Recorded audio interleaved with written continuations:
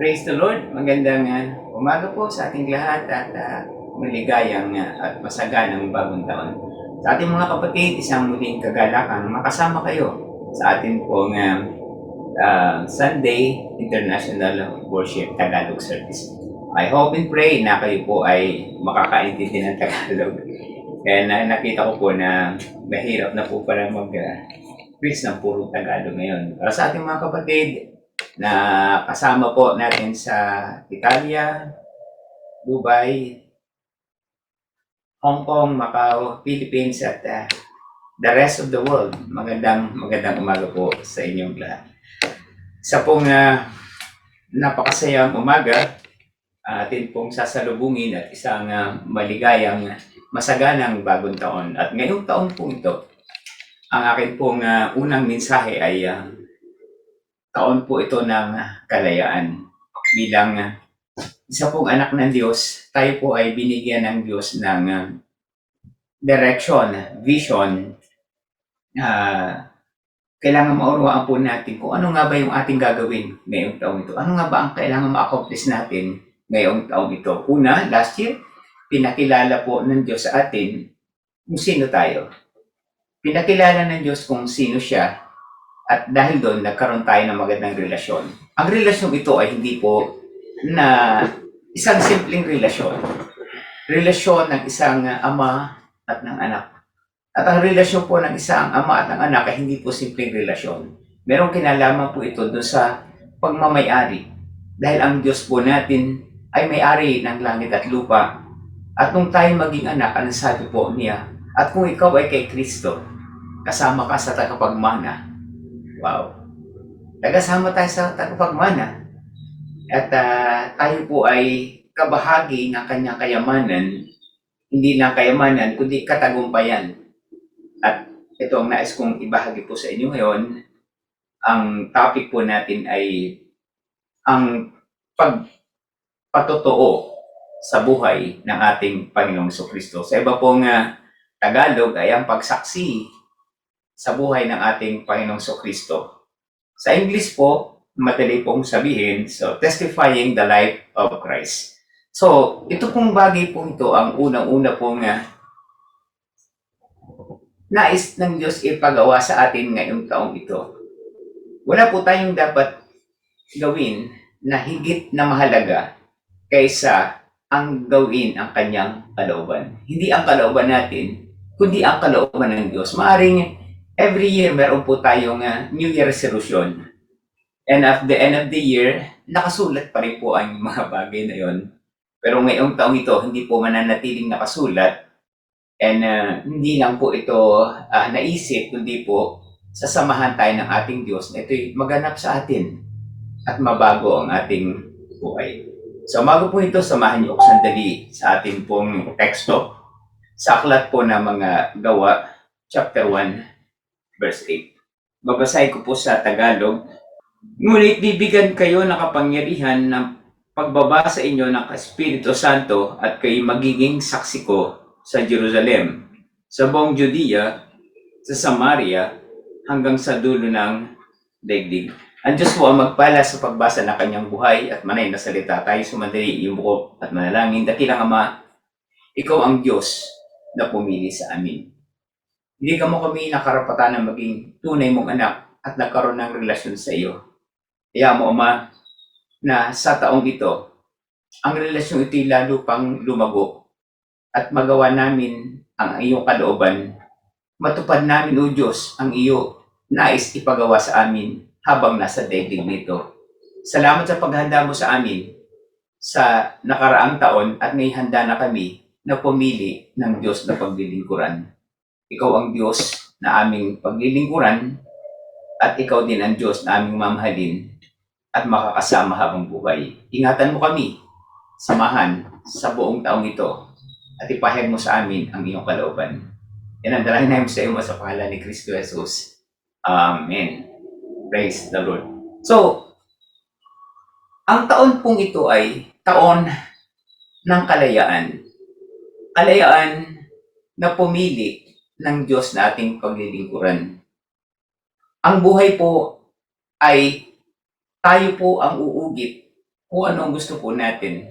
Sapagkat ang kalayaang ito ang magbibigay po sa atin ng direksyon ng buhay na ating tatahakin.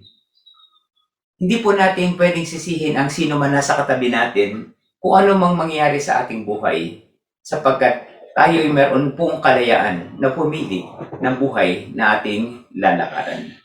At ngayong umaga, tayo po ay binigyan ng Diyos ng kapahayagan sa aklat po ng Gawa. Ang pagkakasabi po dito sa Tagalog, ngunit bibigyan kayo ng kapangyarihan pagbaba sa inyo ng Espiritu Santo. Ito po yung unang bagay na bunga ng ating magandang relasyon sa ating Panginoong Kristo. Para tayo ay magkaroon ng tapang at kakayahan na ipakilala ang ating Panginoong Kristo. Kailangan po tayo may kapangyarihan. Hindi po natin pwede na gawin ang isang napakahalagang bagay nito na tayo mag-testify sa English, maging saksi. Sapagkat ang isang saksi po, kapag ikaw ay pinili na isang saksi sa isang krimen, saksi sa isang pangyayari at haharap ka sa court, binibigyan po ito ng protection sapagkat ang pagsaksi mo ay pagpapalaya sa isang taong kinasuhan at ikaw ay magiging buhay na patotoo na saksi upang ipagtanggol ang isang naroon sa korte. Kaya ang ginagawa po nila kapag ka ikaw ay witness, ikaw ay saksi sa pangyayari, ikaw ay bibigyan ng protection. Bibigyan ka ng provision upang matapos ang case at nasa sa iyong mga kamay ang paglaya ng isang inakusahan. Kagaya din po natin, tayo po ay pinili ng Diyos na maging saksi. Maging patotoo sa buhay ng ating Panginoon Kristo na siya po ay namatay, muling nabuhay, at ngayon kasama po natin at ang lahat ng mga tao na mananampalataya sa Kanya ay magkakaroon ng buhay na walang hanggan. Gayon na lamang ang pag-ibig ng Diyos sa sanlibutan.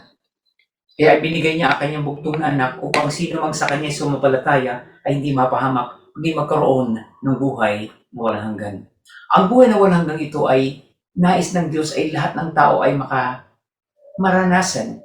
Pero kung walang magsasaksi, walang magpapatotoo, kahit po sila makarinig ng maraming preaching, marami pong mapangaral, ang hinaharap ng tao ay ang patotoo ng bawat isa sa atin. Para maging isang tunay na saksi ng Diyos, meron pong ilang bagay po akong ibabahagi po sa inyo upang maganap po natin ang plano ng Diyos na ang lahat po na manampalataya sa Kanya ay hindi mapahamak, hindi magkaroon ng buhay na walang hanggan. Unang bagay po ay dapat natin malaman kung sino tayo at ang ating posisyon bilang anak ng Diyos.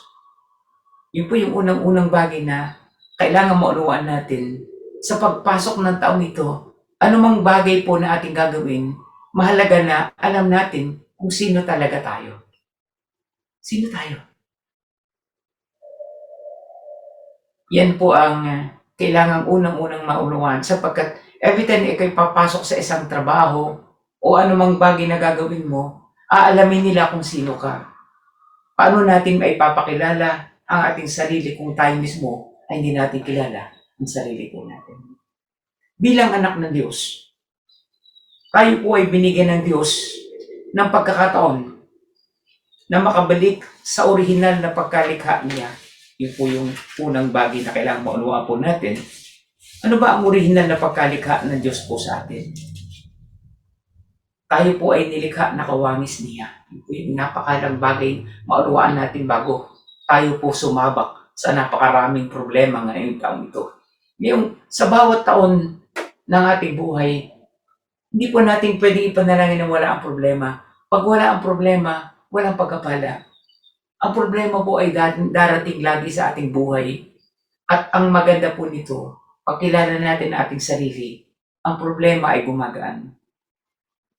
Nais ko lang ibahagi po sa English itong verse na to, count it all joy when you face trials of many kinds. Na minsan hindi natin maunawaan, pero ang aking ibabahagi po sa inyo ngayon na detalye ay magbibigay sa atin ng liwanag upang ngayong taong ito ay tayo maging masaya. Una, kailangan maunawaan po natin na tayo po ay isinilang spiritual. Pagkasilang po natin sa natural, tayo po ay natural na tao na may limitasyon. Pero ang Diyos ay nagbigay sa atin ng pagkakataon na muling isilang muli. Ito po yung usapin po ni Nicodemo na napakahusay po na teacher of the law. And isang gabi pumunta siya sa ating Panginoon Kristo. Ano nga ba ang dapat kong gawin para ako'y pagharian ng Diyos? Ano po ang sabi ni ating Panginoon Kristo in John chapter 3? Kailangang isilang kang muli. Wow, napakaganda po nito.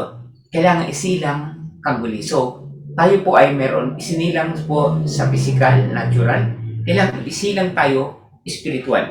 At ano po ang sabi ng aklat ng John chapter 1 verse 12?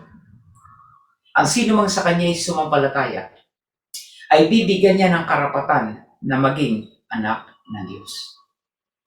Okay. Ang isinilang sa laman ay laman nga, at ang isinilang sa espiritu ay espiritu. So, ang ibig sabihin, tayo po na nabubuhay po dito na isinilang sa laman ay makalaman.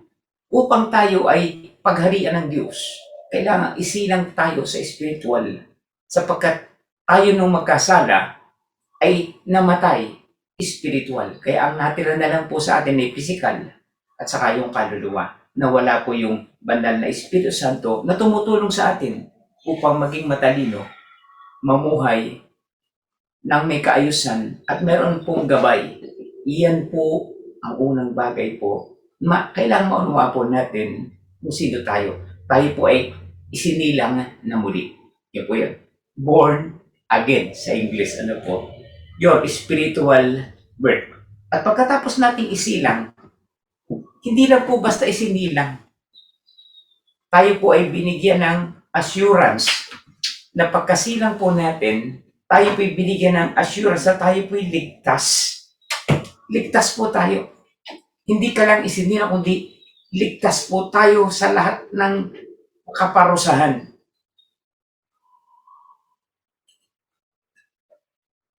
I-quote ko lang po itong verse na to. But for by grace you've been saved. Through faith, it is not of yourself. It is the gift of God. Merong kasamang regalo ang pagkapagsilang po sa atin. May regalong kaligtasan. Yan po yung tayo.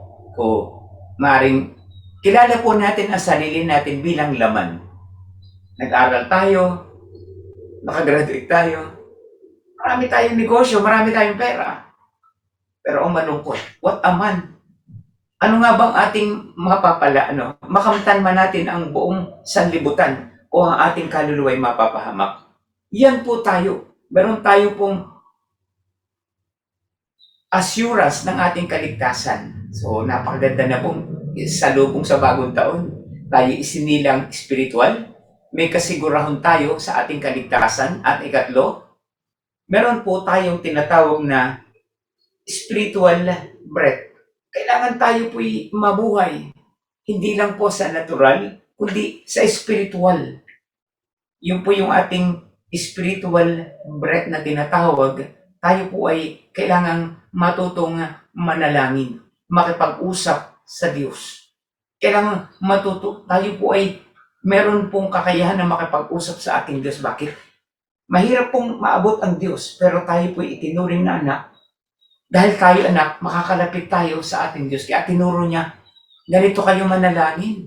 Ama naming nasa langit. So, ina-acknowledge ng ating Ama na tayo'y kanyang anak, na wala tayong problema. Meron kang katalinuhan, isinilang ka spiritual, meron kang assurance ng iyong kaligtasan, at meron kang karapatan access na makausap ang ating Ama.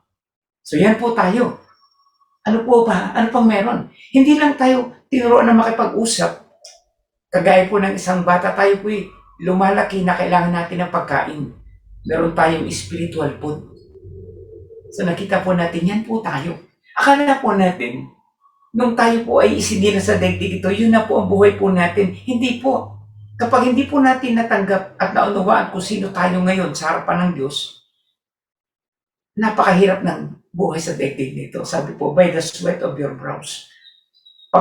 Upang ikaw ay mabuhay sa daigdig, ang lupang pinagmulan ay iyong pagkapawisan hanggang sa bumalik sa lupang pinanggalingan. At yan po lagi ang naririnig po natin sa mga simbahan. Babalik ka sa abo. Pero ano nga ba ang dahilan ng pagpunta ng ating panasupusugan ng aking isip, piniris last week na po. Napunta po siya dito upang tayo po iligtas.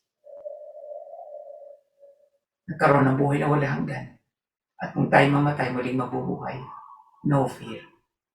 Kaya po ang taong ito po, a year of freedom.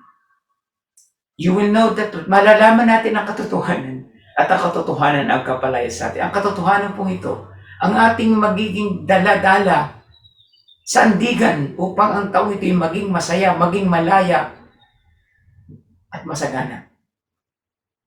Ang pagkain spiritual po ito walang kaibahan sa pagkain nating natural na regular tayong kumakain.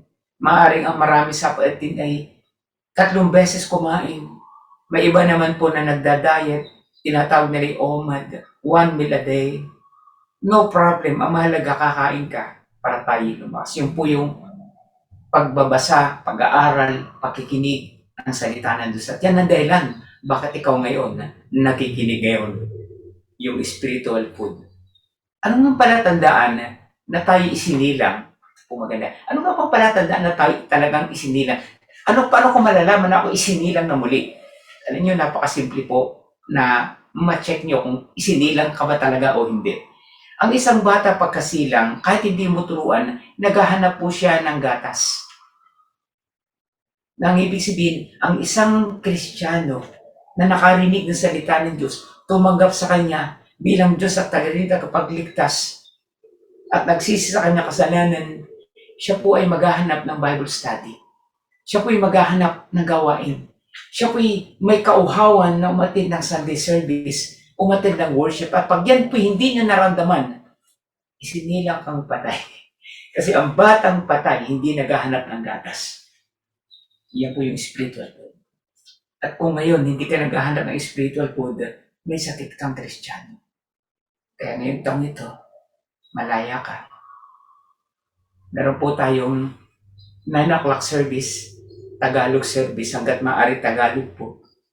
Meron po tayong 11 o'clock service, kung hindi ka makatin ng 9 o'clock, meron tayong 11 o'clock service. At bakit ko ginawa po ito? Sapagkat kung ikaw ay merong na-bless sa preaching na to, na-bless ka sa nakaraang preaching, kailangan malaman na sa libutan, magpatotoo ka upang ang salibutan ay malaman na totoo ang Diyos.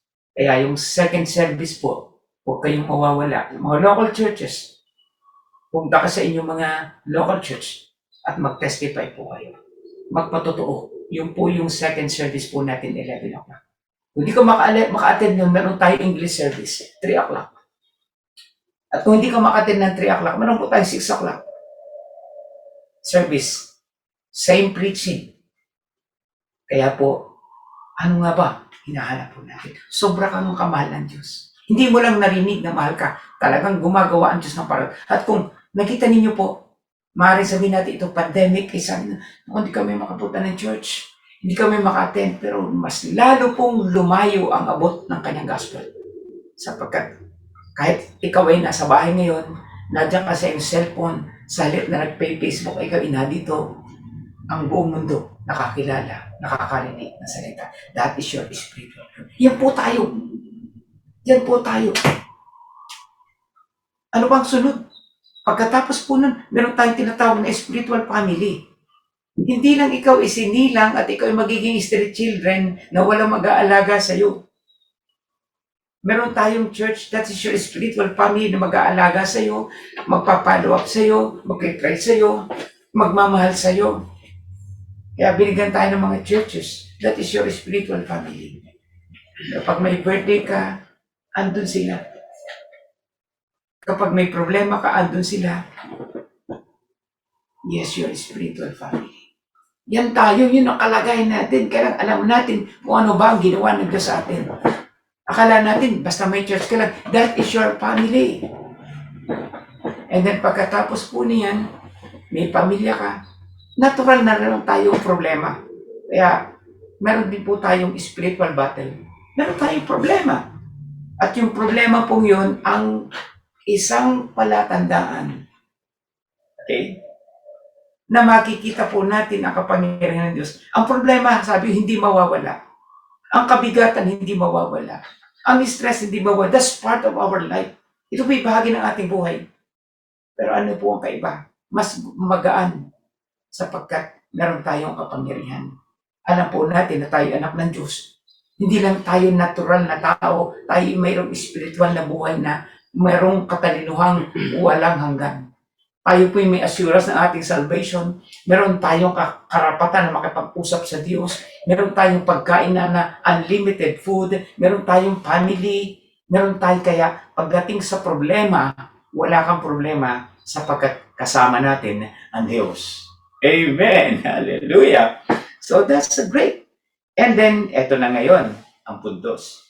Pagkatapos mo magtagumpay, it is not by, hindi sa pamagitan ng iyong kakayahan, kundi sa kakayahan ng Diyos. Kaya kailangan natin i-testify, tayo witness na mayroong Diyos na nagmahal sa atin, nagkaroon ng relasyon, nagligtas po sa atin, nagbigay ng pagkain, nagbigay ng access na kausapin, at sa panahon ng problema ay hindi tayo iiwan. Kaya ngayon, dahil kilala mo na ang sarili mo at sarili ko, malaya kang mag-testify. That's number one. Okay. Marami po, bagay pa akong ibabahagi, but kulang ating time. Okay, mawala. Meron pa po tayo next service. Tayo po ay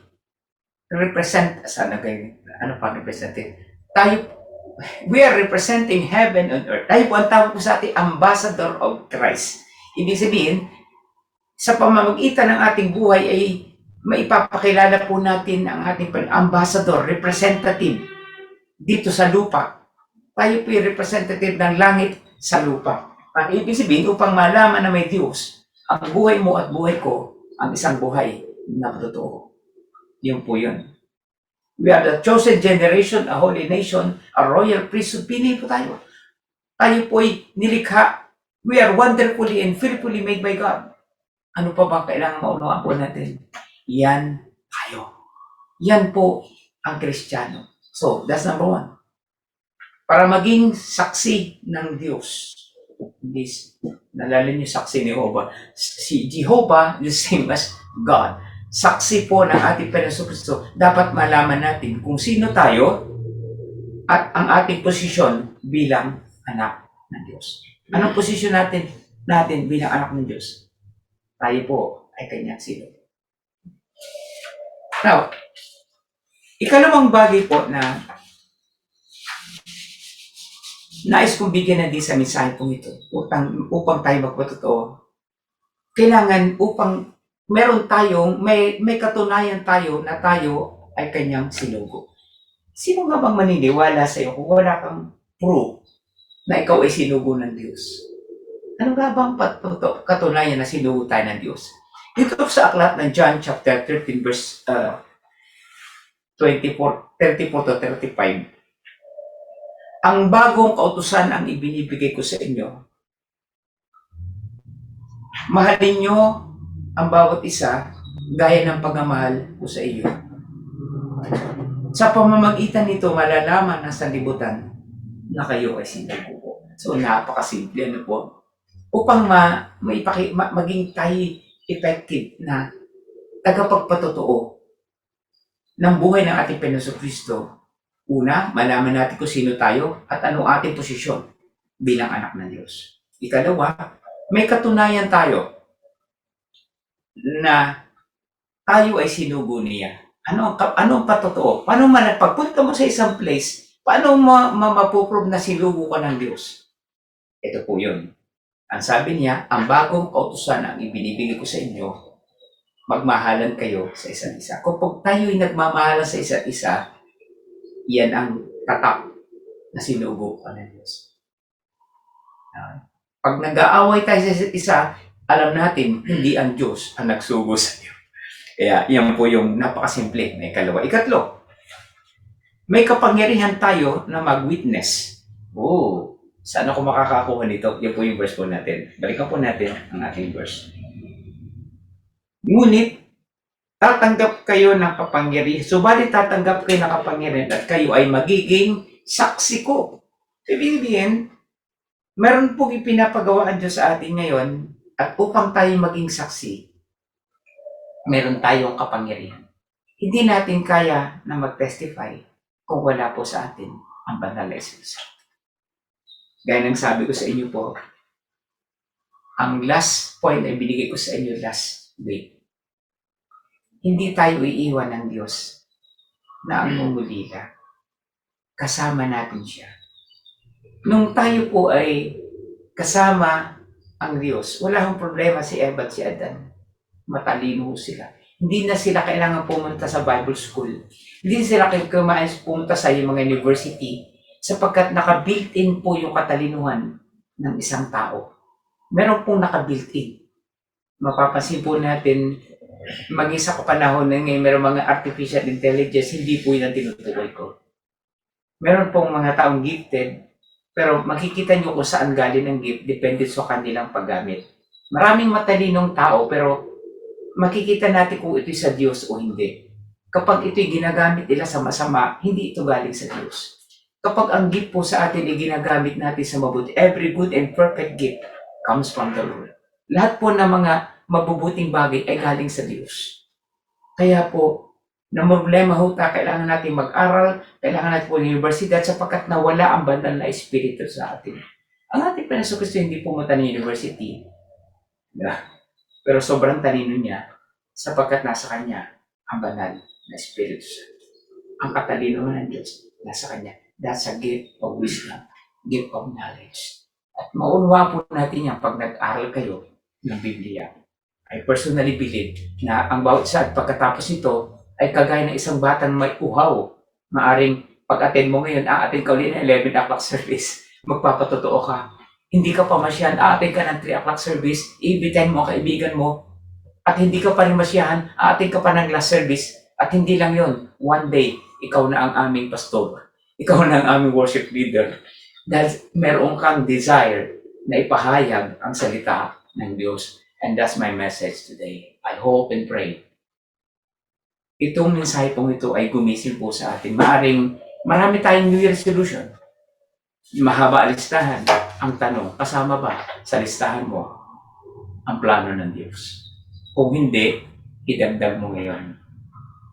Ilagay mo, ngayong taon ito, magkapagamit mo sa Diyos.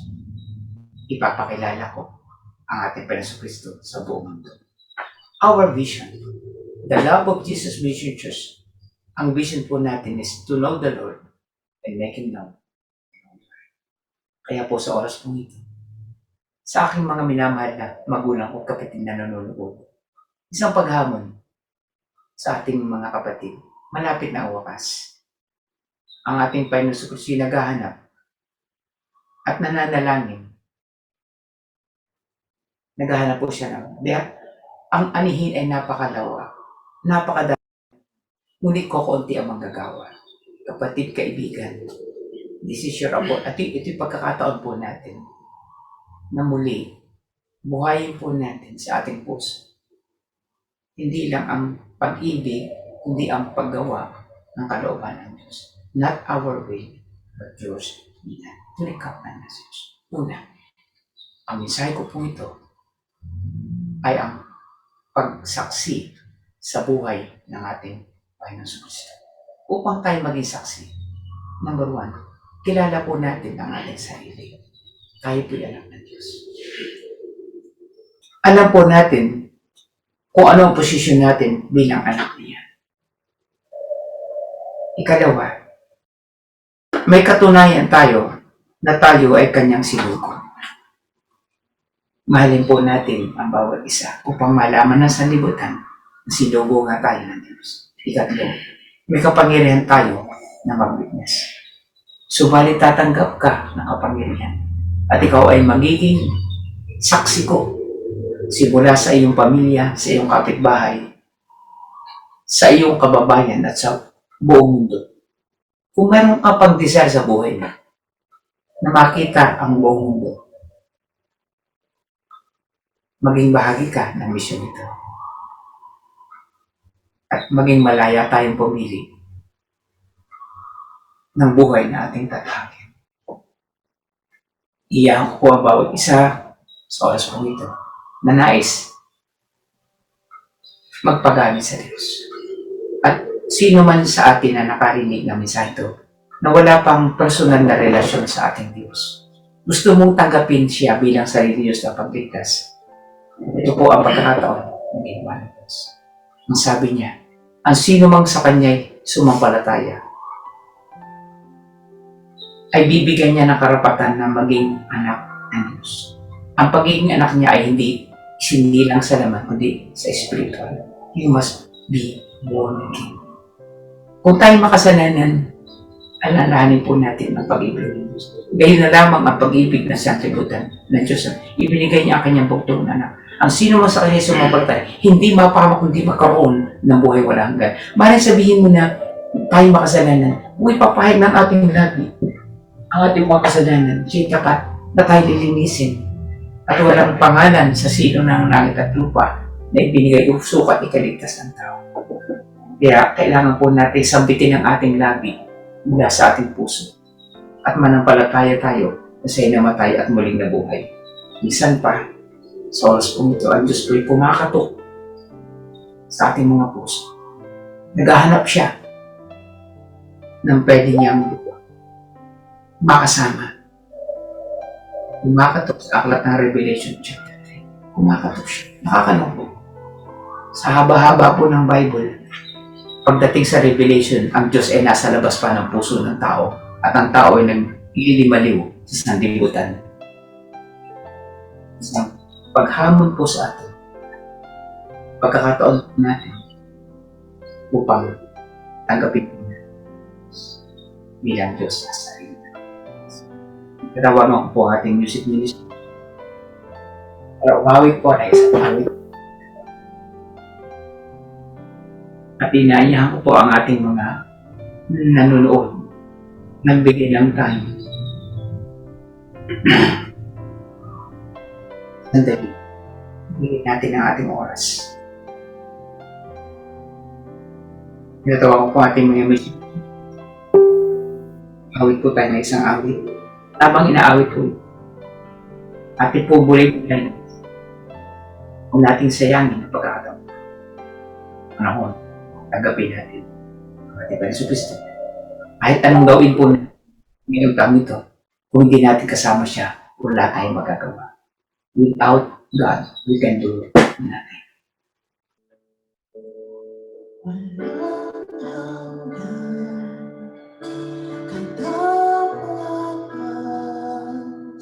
Sa buhay ko, laging mong laan.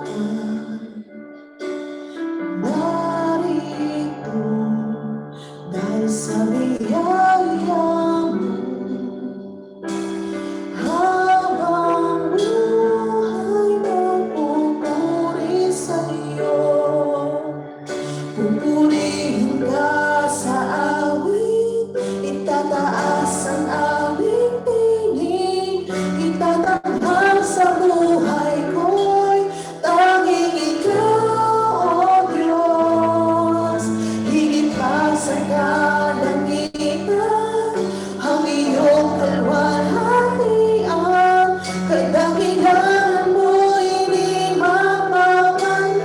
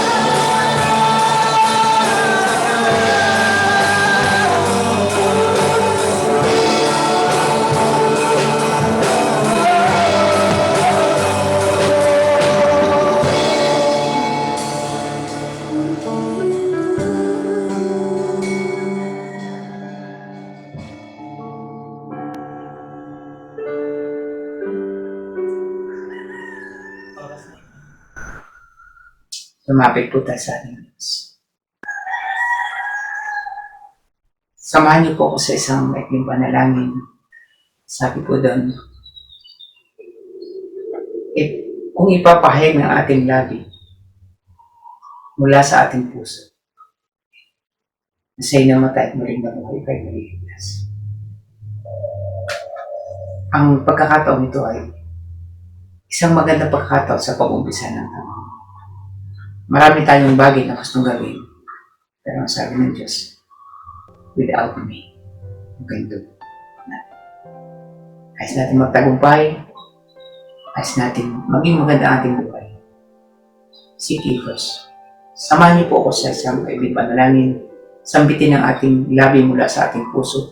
Kung gagawin po natin ito ng isang taos-pusong panalangin, tayo bibigyan ng karapatan na maging anak ng Diyos. Ma-enjoy po natin ang buong paglikod na may katagumpayan kasama natin ng Diyos.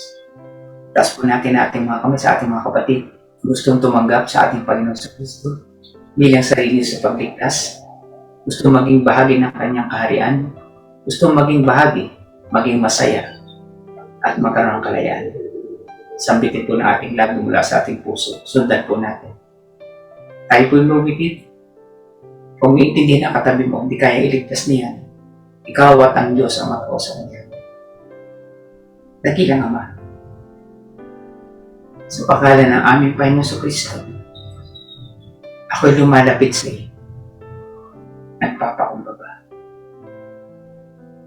Humihingi ng kapatawaran sa lahat ng nagawa kong kasalanan. Isip, salita, at nilat. Patawaran. Pinatatawad ko din ang lahat ng tao na nagkasala sa akin. Kaya nang ginawa mo na yung pagkapatawad sa akin. Tinatanggap kita bilang sariling Diyos at tagapagligtas. Ikaw nawa maghari sa akin mula sa araw na ito. Babanin niyo po ay inyong mga kamay. Ako naman nanalangin, manatili kayo nakaloko, nakapikit. Dakilang Ama, salamat sa iyong salita, katotohanan na nagbigay sa amin ng bagong buhay. Haharap din namin ang taon ito, kasama ka at hindi kami mabibigo. Ang dalangin ko, isulat mo ang kanilang pangalan sa aklat ng buhay. Huwag mo nang hayaang mapawi yun hanggang sa iyong muling pagbabalik. Samahan mo kami ngayong taon ito sa darating mga taon. Salamat sa buhay na wala hanggan, karapatan na maging tunay mong anak at magamit mo sa iyong kaharian. Huwag mo kami iharap sa may pagsubok, kundi ilayo mo kami sa masama, sapagkat sa iyo ang kaharian ang kaluwalhatian, magpakailanman, sa pangalan ng Ama, ng Anak, at ng Espiritu Santo. Ang lahat ng tumanggap na anak ng Diyos ay magsabi ng Amen. More blessing, Happy New Year, maligayang bagong taon.